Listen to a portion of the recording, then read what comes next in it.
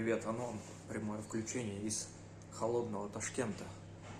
Я сегодня сделал потрясающее открытие. Оказывается, я все это время мерз, может быть, уже 2 недели. В 2 штанах ходил. Вот смотрите сами, вот эти вот дополнительные подштанники, теплые носки. Совершенно, оказывается, возможно, это было излишне, потому что, оказывается, это камин, это же обогреватель. Его все это время можно было включать. Я только сейчас это обнаружил. И вот даже уже немножко разобрался с органами управления. Смотрите, 3 клавиши. Вот это просто подсветка. Вот подсветка дров. Вот это регулятор подсветки и, возможно, еще тепла, не знаю. Можно совсем дрова выключить. Вот это вентилятор. Все, не шумит. А вот это вот, видимо, выключить подогреватель. Так что я снова, возможно, буду в тепле, потому что я, уплатив $600 за аренду этой сочевальни, отопление так и не получал, потому что здесь отопление включается то ли, когда среднесуточное будет то ли 6, то ли 8 градусов. То есть, типа 10-15 ноября, а холодно уже в середине октября было. Вот так вот, понимаете, эмигрируя в какую-нибудь страну, не особенно такую сильно развитую, нужно держать в уме, что коммунальные блага не гарантированы. Если в Нижнем Новгороде ни шатка, ни валка при среднесуточной температуре 14 уже включали, то есть обязаны были включить, то здесь, видимо, узбеки отличаются особенной морозоустойчивостью, то ли экономия газа так сильно сказывается, что 6 или 8 градусов среднесуточно за это время вообще околеть можно. У нас, к счастью, теплое одеяло, вот оно только и спасает, возможно, там двойное одеяло. Я, кстати, в Нижнем, вот, в сочевальне, в панельке, когда я жил, там тоже было холодно, но отопление формально было включено, оно было просто плохое. И тогда я тоже, конечно, вот одевался таким образом, и еще 2 одеяла у меня было одно ватное даже одеяло. И как-то я там мерз.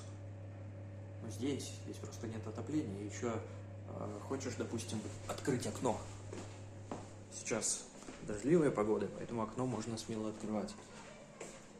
Вот, Диванон Легион. А Ташкент входит в 5 самых загрязненных городов мира по качеству воздуха. Вот после дождя свежий воздух действительно можно насладиться. А так, извините, ничего такого.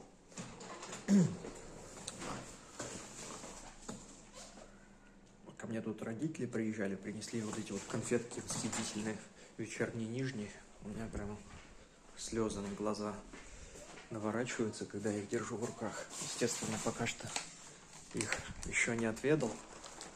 Ну-ка, вот смотрите, какая красота. Тут у нас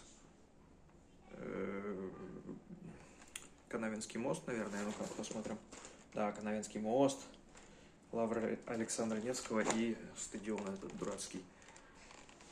Вид на Аку и Волгу. Стрелка. Очень мило. Сормовская кондитерская фабрика, конечно, шоколад не самый такой хороший, но это же из Нижнего Новгорода. Какая красота. Эх, барин отпустил меня в отпуск на 3 дня. Я хотел было взять 6, но у нас новый проект, мне он говорит, важная задача. Не могли бы ты перенести отпуск? Я говорю, перенести не могу его только разбить. И в итоге разбил пополам.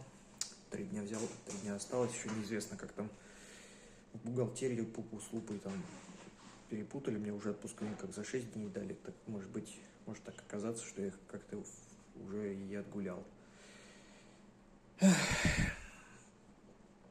На самом деле, потому что они там с барином, допустим, высчитают, как будто я в отпуске был, а я поработал, и получается, я так в крысу поработал 3 дня бесплатно. Ужасно.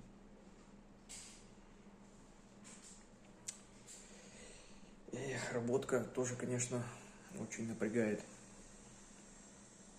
Ладно, пока сказать нечего. Я думаю, может быть, будет стрим на следующей неделе, потому что на этой неделе я пока с родителями встречаюсь, они тут пока еще в Тошике. Поговорим о том, о сём, о делах наших. Может быть, с этой квартиры буду приезжать, может, не буду, не знаю, как-то все это геморройно. Не знаю, в общем, как обычно, разговоры о кренделях небесных, которые нас ждут. Пока вот такие у меня апдейты. Всем пока.